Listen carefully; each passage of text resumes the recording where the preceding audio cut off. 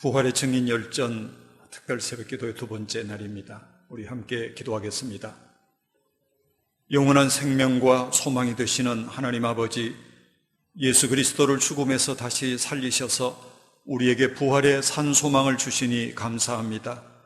우리의 옛사람은 주님과 함께 십자가에 장사 지내고 이제는 날마다 예수 그리스도의 부활의 생명으로 살아가도록 성령으로 도와 주시옵소서.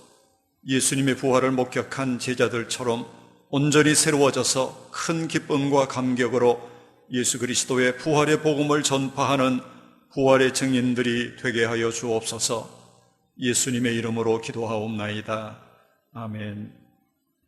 찬송가 165장 부르겠습니다.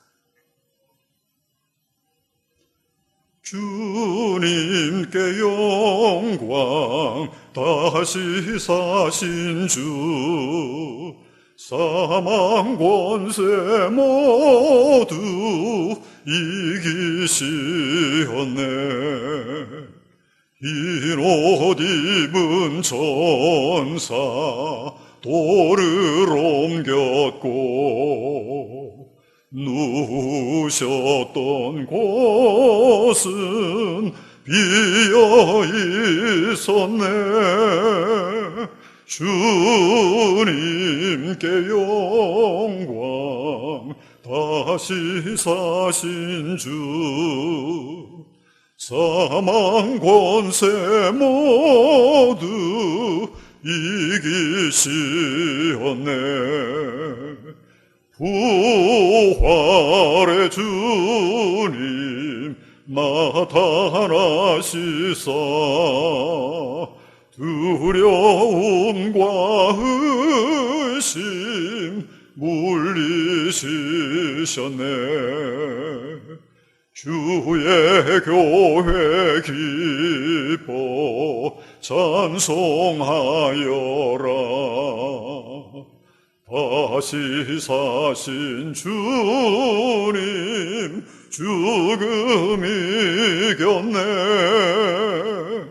주님께 영광, 다시 사신 주, 사망 권세 모두 이기시었네. 생명의 힘금 영광의 주님, 주님 없는 삶은 헛된 뿐이라. 주의 사랑으로 세상 이기고 요단 건너 본향 가게 하소서. 주님께 영광, 다시 사신 주, 사망 권세 모두 이기시었네. 오늘 아침 하나님의 말씀은 요한복음 20장 19절과 20절의 말씀입니다. 이제 말씀을 봉독합니다. 이날 곧 안식 후 첫날 저녁 때에 제자들이 유대인들을 두려워하여 모인 곳의 문들을 닫았더니 예수께서 오사 가운데 서서 이르시되 너희에게 평강이 있을지어다. 이 말씀을 하시고 손과 옆구리를 보이시니 제자들이 주를 보고 기뻐하더라. 아멘. 오늘 본문은 이렇게 시작합니다. 이날 곧 안식 후 첫날 저녁 때에. 여기 안식 후 첫날 저녁이란 주님께서 부활하신 그날 저녁을 가리킵니다. 이때는 막달라 마리아가 만나는 사람에게마다 내가 주를 보았다, 주께서 이렇게 말씀하셨다 라며 기쁨으로 복음을 증거하고 있을 바로 그 시각이었습니다. 그런데 그때 제자들은 무엇을 하고 있었는지 성경은 오늘 우리에게 밝혀줍니다. 제자들이 유대인들을 두려워하여 모인 곳에 문들을 닫았더니, 그들은 예수님과 최후의 만찬을 했던 마가의 다락방에 모여 있었습니다. 거기서 뭘 했습니까? 아무것도 하지 않았습니다. 그저 두려워 벌벌 떨고만 있었습니다. 그들이 얼마나 두려워했던지, 겁을 먹고 있었던지 그들은 문들을 닫고 있었다. 이렇게 본문이 증거합니다. 여기에 닫았다라고 하는 동사는 걸어 잠갔다, 그런 뜻입니다. 이건 단순히 하나의 문만을 잠근 게 아니었습니다. 2중, 3중으로 된 문들을 겹겹이 걸어 잠그고 있었습니다. 그만큼 그들은 공포에 사로잡혀 있었습니다. 막달라 마리아로부터 예수님이 부활하셨다는 말을 듣기는 했지만 믿지 않았을 때 그 결과는 참혹한 두려움뿐이었습니다. 그만큼 제자들은 지금 영적으로 깊이 침체되어 있습니다. 다락방에 꼭꼭 숨어서 공포에 떨고 있는 제자들과 집 밖에 나가서 내가 주를 보았다, 주께서 이렇게 말씀하셨다 증거하며 다니는 이 막달라 마리아의 모습을 비교하여 한번 그려보십시오. 얼마나 대조적입니까? 예수님의 제자라는 호칭이 중요한 것 아닙니다. 과거의 장녀였다는 전력이 중요한 것이 아닙니다. 지금 현재 부활하신 예수 그리스도를 만났느냐 아니냐, 부활하신 예수 그리스도를 믿느냐 아니냐, 부활하신 예수 그리스도 안에 있느냐 아니냐가 이처럼 엄청난 차이를 초래하는 것입니다. 오늘 본문은 또 우리에게 이렇게 전합니다. 예수께서 오사 가운데 서서 이르시되 너희에게 평강이 있을지어다. 부활의 주님께서는 두려움에 떨고 있는 제자들에게 평강을 주시기 위해서 친히 찾아오셨습니다. 그 주님을 만나고 제자들이 어떻게 변합니까? 본문 20절은 우리에게 이렇게 전합니다. 이 말씀을 하시고 손과 옆구리를 보이시니 제자들이 주를 보고 기뻐하더라. 기뻐하더라. 분위기가 일순간에 반전이 됐습니다. 19절에 나오는 두려움, 그 깊은 두려움은 물러가고 기쁨이 넘쳤습니다. 이게 바로 부흥입니다. 그러면 어떻게 해서 이런 기쁨과 부흥의 역사가 일어났습니까? 제자들이 누구를 보고 그렇게 기뻐했습니까? 바로 주를 보고, 이렇게 성경은 말씀합니다. 주를 보고 기뻐합니다. 이게 부흥입니다. 진짜 부흥이라고 하는 것은 예수님 때문에 기뻐하는 것입니다. 돈 때문에 기뻐하고 세상의 성공 때문에 기뻐하고 다른 무엇 때문에 기뻐하는 것은 진짜 부흥이 아닙니다. 예수님 때문에 진짜 기쁜 것, 이게 부흥입니다. 이런 부흥이 우리 개인과 가정과 우리 교회 안에도 일어날 수 있기를 바랍니다. 영적 침체에서 부흥으로 두려움은 사라지고 큰 기쁨이 충만할 수 있기를 원합니다. 그런데 본문 말씀을 계속해서 읽어가다 보면 21절에도 이런 말씀이 나옵니다. 예수께서 또 이르시되 너에게 평강이 있을지어다. 주님은 또다시 같은 말씀을 반복하십니다. 방금 너에게 평강이 있을지어다 말씀하시고 이어서 또다시 그 말씀을 하십니다. 이건 인사라고 보기에는 어색한 부분입니다. 세상에 똑같은 인사말을 연거푸 2번이나 하는 경우는 없습니다. 그러므로 주님의 이 말씀은 단순한 인사말이 아니었다고 하는 것을 우리는 알게 됩니다. 그러면 주님의 이 말씀의 의미가 무엇일까요? 부활하신 주님께서 제자들에게 가장 먼저 주기를 원하셨던 것, 그게 평안이었음을 뜻합니다. 주님께서는 제자들이 두려움과 불신과 의심과 침체에서 벗어나 그들의 심령 속에 참된 평강이 충만하기를 원하셨던 것입니다. 주님께서는 참 믿음의 사람이란 어떤 상황에서도 평강의 사람이어야 함을 일깨워 주기를 원하셨던 것입니다. 그러면 그 평강의 원천이 누구입니까? 그럼 두말할 것도 없이 부활하신 예수 그리스도입니다. 죽음을 깨뜨리고 부활하신 주님께서 함께 계시는데 어떤 상황에선들 평강이 넘치지 않겠습니까? 시간과 공간을 초월하시는 하나님께서 지금 내 안에 계시는데 무엇이 우리의 평강을 빼앗아갈 수가 있겠습니까? 천지를 창조하신 전능하신 하나님을 내 아버지로 믿는 우리가 어떤 상황에서건 평강의 사람으로 살아갈 수 있지 않겠습니까? 제자들은 문을 이중삼중으로 걸어 잠그고도 두려움에 벌벌 떨고 있었습니다. 그러나 부활하신 주님께서 그들에게 평강을 부어주셨을 때 그들은 굳게 잠겨있던 문을 비로소 활짝 열어젖힙니다. 그리고 그 골방에서 뛰쳐나와 이 놀라운 평강을 전하는 평강의 사도들이 되었습니다. 빌립보서 4장 6절 이하에서 사도 바울은 이렇게 권면합니다. 아무것도 염려하지 말고 오직 모든 일에 기도와 간구로 너희 구할 것을 감사함으로 하나님께 아뢰라. 그리하면 모든 지각에 뛰어난 하나님의 평강이 그리스도 예수 안에서 너희 마음과 생각을 지키시리라. 이 편지를 쓸 때 바울은 로마의 감옥 속에 갇혀 있었습니다. 그것도 평범한 감옥이 아닌 지하 감옥입니다. 먹을 것이 제대로 공급될 리가 없었습니다. 모든 여건이 지옥과 다를 바가 없었습니다. 그러나 그 속에서도 바울은 평강을 간직한 평강의 사람이었습니다. 아무리 암흑천지의 지하 감옥이라도 시간과 공간을 초월하여 자기와 함께 하시는 예수 그리스도를 생각할 때 이 세상의 그 무엇도 그의 평강을 빼앗아갈 수가 없었던 것입니다. 여러분, 오늘 우리가 어떻게 이런 평강의 사람이 될 수가 있겠습니까?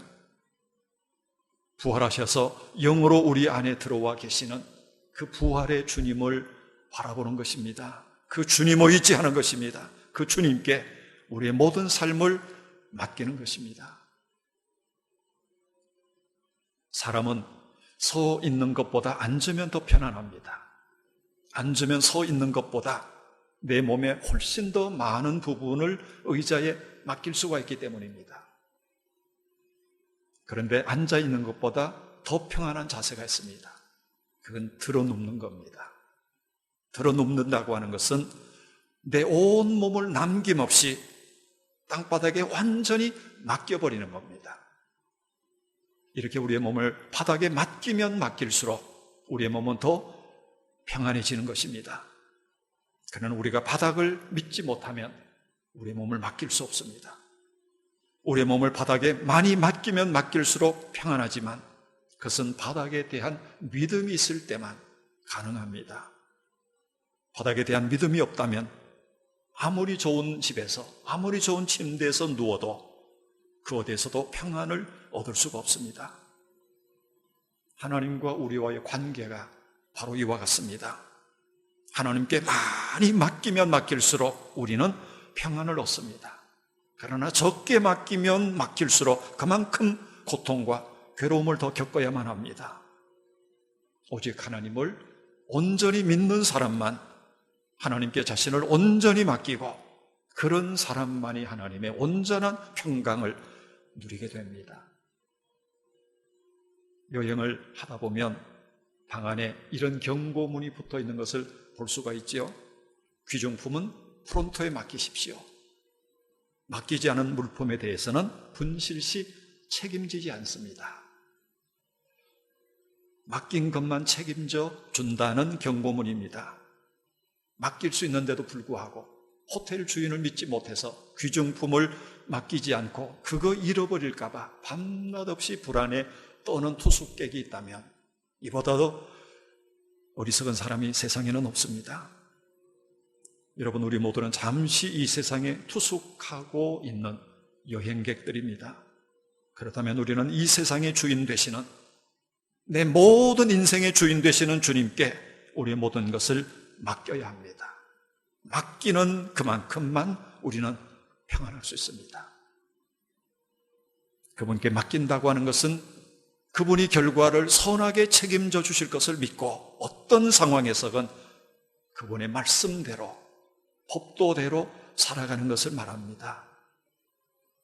그러므로 우리가 하나님께 맡기되 내 손발만이 아니라 내 삶 전체를 송두리째 맡겨버려야 합니다. 평강의 하나님께서 평강의 삶으로 반드시 책임져 주실 것입니다. 그분은 시간과 공간을 초월하여 우리와 함께 계시는 전능하신 아버지 하나님이시기 때문입니다. 지금 코로나 사태로 나라 경제가 얼어붙었습니다. 많은 사람들이 벼랑에 내몰려 신음합니다. 두려움과 불안 그리고 공포 가운데 하루하루를 버티며 살아가는 사람들이 얼마나 많은지 모릅니다. 그러나 중요한 사실 하나를 다시 한번 확인하실 수 있기를 바랍니다. 부활하셔서 살아계시고 그 부활하신 주님이 나와 함께 계시고 내 인생길을 통행해 주시는 주인 되시는 그 주님을 우리가 날마다 만날 수 있다면 그 모든 두려움에서도 우리는 절망하지 않을 수가 있다고 하는 것입니다. 상황이 바뀐 건 아닙니다. 여전히 상황은 어려울 수 있습니다. 그러나 그 속에서도 마음의 평안을 누릴 수 있습니다. 불안과 두려움과 공포를 극복하고 담대하게 현실과 마주할 수 있는 용기의 사람, 지혜의 사람이 될 수가 있습니다. 주님의 이 말씀을 그러므로 기억하십시오. 요한복음 16장 33절 세상에서는 너희가 환난을 당하나 주님은 이렇게 말씀합니다. 세상에서는 너희가 고통을 당할 수도 있고 실패할 수도 있고 핍박을 당할 수도 있고 때로 어떤 때는 슬픔을 이기지 못하고 공포에 짓눌려 고생하고 신음할 때도 있을 것이다. 그 말씀입니다. 주님은 그 모든 상황을 인정하십니다. 그러나 그 다음에 주님의 말씀이 무엇입니까? 세상에서는 너희가 환난을 당하나 담대하라. 내가 세상을 이기었노라. 그 모든 상황에서도 담대할 수 있는 한 가지 이유, 그것은 바로 예수님께서 세상을 이기셨기 때문입니다.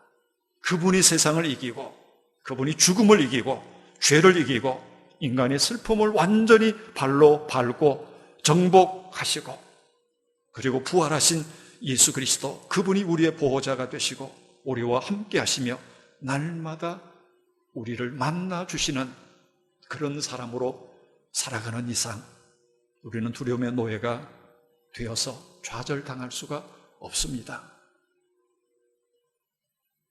너에게 평강이 있을지어다 말씀하시는 주님의 음성을 우리가 그분의 말씀을 통해서 날마다 듣는다면, 너에게 평강이 있을지어다 하시는 주님의 음성을 우리가 무릎 꿇고 기도하는 가운데 들을 수만 있다면, 너에게 평강이 있을지어다 하시는 그 음성을 우리가 찬양하는 중에 들을 수만 있다면 우리는 어떤 상황에서도 두려움에 패배하는 자가 되지 않을 것입니다.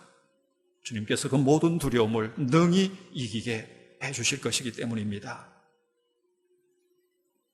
여러분, 두려움에 떨던 제자들을 만나주신 부활의 주님은 오늘 우리 한 사람 한 사람을 만나주십니다. 그 부활의 주님을 만나고 그분의 음성을 들을 때 우리에게도 놀라운 변화가 일어나게 될 것입니다. 예수님을 무덤에서 일으키신 부활의 능력이 우리 안에도 역사하게 됩니다. 여러분, 부활의 주님을 매일매일 만나십시오. 주님을 만나면 슬픔이 사라집니다. 부활의 주님을 날마다 만나십시오. 두려움이 사라지고 마음의 기쁨과 평강이 넘치게 될 것입니다. 부활의 주님을 만나십시오. 의심이 사라지고 영적인 부흥이 임하게 될 것입니다. 우리 모두가 이런 축복을 날마다 누리면서 부활의 증인들로 살아갈 수 있기를 간절히 소원합니다. 기도하겠습니다. 우리는 지금 문을 꼭꼭 닫고 예배를 드리고 있습니다. 그러나 시간과 공간을 초월하여 주님께서 지금 우리 가운데 오셔서 우리에게 평강을 부어주시니 감사합니다. 평강의 주님이시며 전능하신 하나님께 온전히 나 자신을 맡기는 자가 되도록 우리를 도와주시옵소서. 그리하여 모든 두려움과 불안과 불신의 빗장을 열어젖히고 주님과 더불어 참 평강의 삶을 살아가게 하여 주옵소서. 나아가 세상에 주님의 평강을 전하는 평강의 사람들, 부활의 증인들로 살아가도록 성령으로 우리를 도와 주시옵소서. 우리 주 예수 그리스도의 이름으로 기도하옵나이다. 아멘. 하늘에 계신 우리 아버지, 아버지의 이름을 거룩하게 하시며 아버지의 나라가 오게 하시며 아버지의 뜻이 하늘에서와 같이 땅에서도 이루어지게 하소서. 오늘 우리에게 일용할 양식을 주시고 우리가 우리에게 잘못한 사람을 용서하여 준 것 같이 우리의 죄를 용서하여 주시고 우리를 시험에 빠지지 않게 하시고 악에서 구하소서.